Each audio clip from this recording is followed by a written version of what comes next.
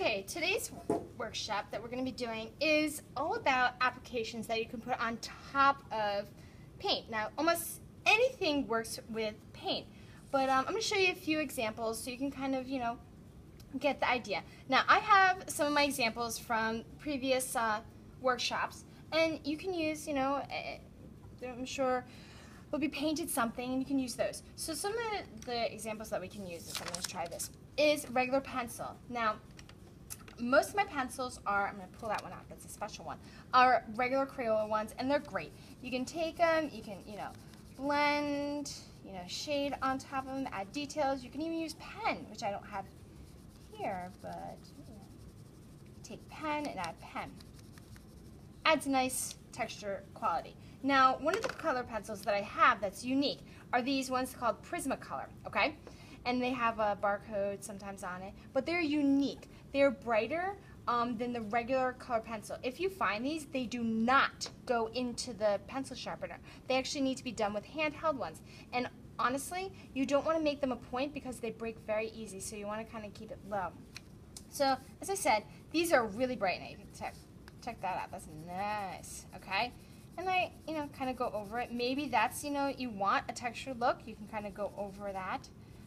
And even just shade on it. So that's color pencils, which is really neat. Another one that you can work around is pastels. Pastels are pretty cool. Take this, and I'm gonna come back to this one. This one's really neat. So let's say I want to add some details to this. Maybe this is a roof, okay? And these are like the shingles on it, right? And I want to add, I don't know, some yellow. Make it a little bit. Now, pastels are very chalky and hard to work with small areas. Okay, so I'm going to put in a few here, right? Now, me taking my finger and smudging them kind of be a little hard. You can try different things. You can try Q-tips, brushing them down with that, all right? And blow that off a little bit, okay? Also, this is a blending stump. Tend to be for, shading of pencil, but you can also take this and work small areas. And it's really chalky, and as it's pulling off the chalk, it's kind of moving it. Pretty neat, huh? Very neat. This would be really cool if, for example, if you were doing a water, okay, and you wanted to put a shimmer in. Okay, you could easily take this and kind of like scratch a shimmer in, which is really neat. As well, we have crayons, okay, or pastels. They kind of work the same thing, all right? Same thing. You can easily, go back over, go lightly, make it really thick, okay?